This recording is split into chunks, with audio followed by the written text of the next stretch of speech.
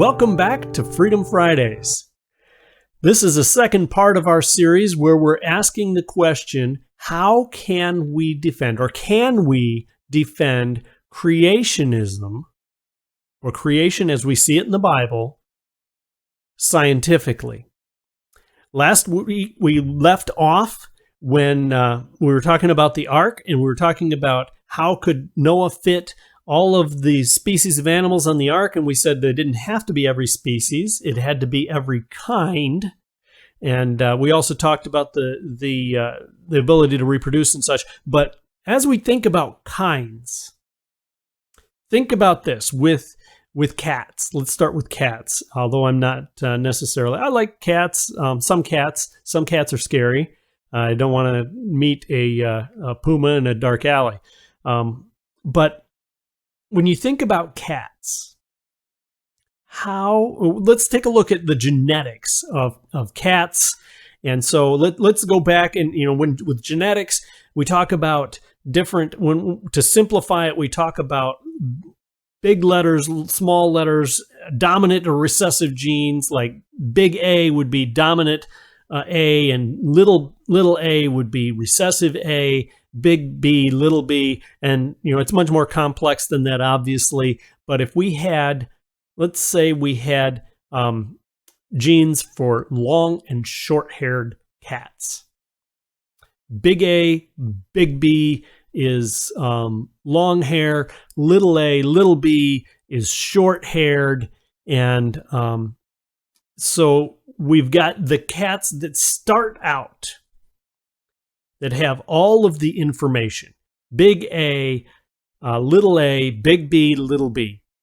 Because you get chromosomes you get from each parent. So you'll get an A or a B from each parent, from the father and the mother. You'll get an A and a B. So you're either going to be AA, BB of some sort. And let's say the animals at the top of the chain had big A, big B, little b. Both of them have those. What children can they have? Well, they can have children that are big A, big B, big B, big B. So they have all capitals. They have all the big letters. Those would be the long hair cats. Or they could have children that have little b. Those might be the short hair cats. So we've got the long hair cats, the short hair cats, and then, you say, what about the different ones? What about the ones that have big A, big B, little b, or the other way around, which really would turn out to be the same thing? Those are the medium hair cats. And you would expect to see the bulk of the population in that area. And so as you find those, then they could produce, the parents could produce the genetic combination of all those different things that we might call species now. And it might not just be hair length. It could be any sorts of characteristics of their body. And so we see all these different characteristics of genetics that allow them to just have two parents for all these variations. And they don't need tigers on there and lions on there and, no, I'm not going to say bears, and mountain lions on there and a tabby cat on there. And all they need is two cats that have the same, that have the genetic makeup and combinations to produce everything we see now. In fact, in the flood, they probably lost information. And that's what happens over time with genetics, is we lose information. Because if you think in the case of the long-haired cats that have big A, big B, little b, they've lost the little b's. They can no longer produce offspring. If they mate with another cat of the same genetic code, they can no longer produce the offspring for short hair. They can only produce long hair offspring. And you'd have to introduce that back with another cat in order to get that short hair gene back. And so what do we see around the earth? We see that as things spread out, you find different characteristics grouped together, whether it be color, whether it be hair characteristics, whether it be all sorts of different things. We find those grouped together as different groups would spread out after the flood and keep together, because in some of that you say, well, why would they do that? Well, some of it is climate. If you have a colder climate, your cats with the longer hair are going to survive better than the cats with the short hair. On the contrary, if it's a warmer climate, your shorter hair cats are going to survive better and more efficiently than longer hair cats. And that's what they call natural selection. That is true natural selection. Natural selection is not an evolutionary thing. It's just a genetic thing. It's something that happens because of characteristics that are more favorable to survive in a specific environment. So how could Noah fit all those on? He didn't need them all. He only needed the ones that had the code to produce everything that we have. Next question, where did Cain get his wife? Well, if Cain and Abel were the two sons of Adam and Eve, where do you think they got their wives? That's the answer is actually easy. The answer is in Genesis 5, verse 4.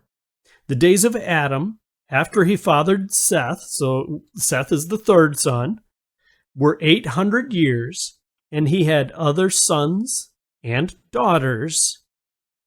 Thus the days of Adam, the days that Adam lived, were 930 years, and he died. Genesis 5:4 gives us the answer. Cain married his sister, obviously. Now you may say, well, that's disgusting. Well, not back then. Remember, you're back closer to the genetic source, which is Adam and Eve. They are the genetic source. And so the genetic makeup is more pure. There aren't the deformities in the code yet. There aren't mutations in the code yet.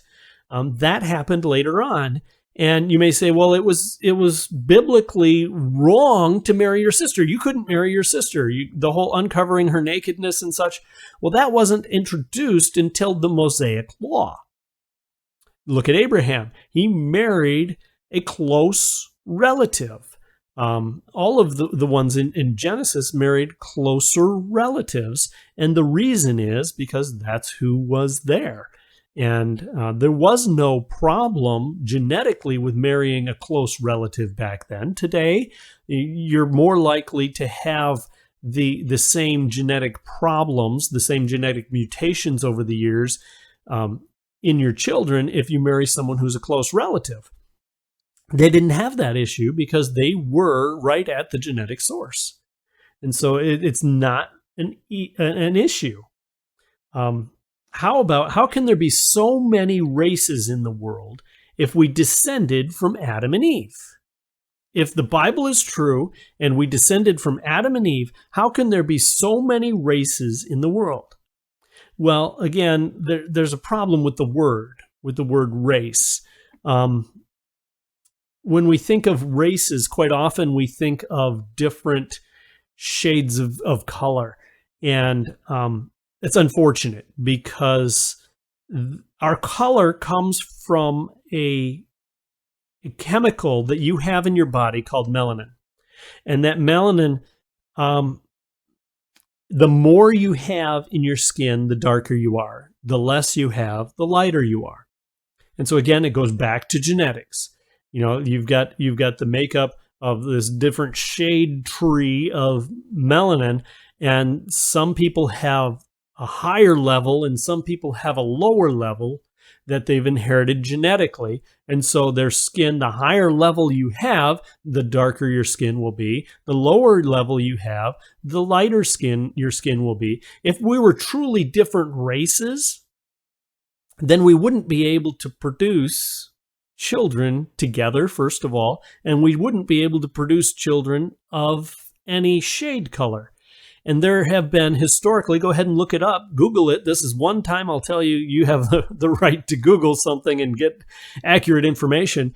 Google whether twins that are different, they'll say different races, but there have been twins born where one is light and one is dark.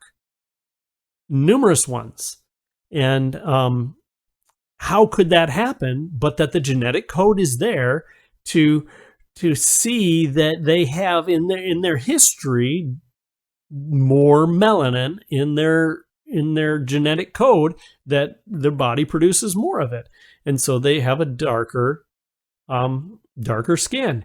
And the same thing with the cats and the dogs going around the world and grouping together. We had with the human race did the same thing. And so you find different characteristics, and it's not just skin color. It can be eyes and how much fat you have in your eyelids and all sorts of things that group together because common groups tend to stay together. And so that's the reason we have certain languages in certain areas as well. It all works together. And so all of these characteristics that are characteristic of a specific region are because of genetics. That doesn't mean they're a different race. Actually, if we look back, there is only one race, and that's the human race. And so, if you try and match anybody of a different race, in the true meaning of the word, you've got a human and a cat or a dog or an elephant or something like that. And of course they can't. They have different number of chromosomes and cannot reproduce. And so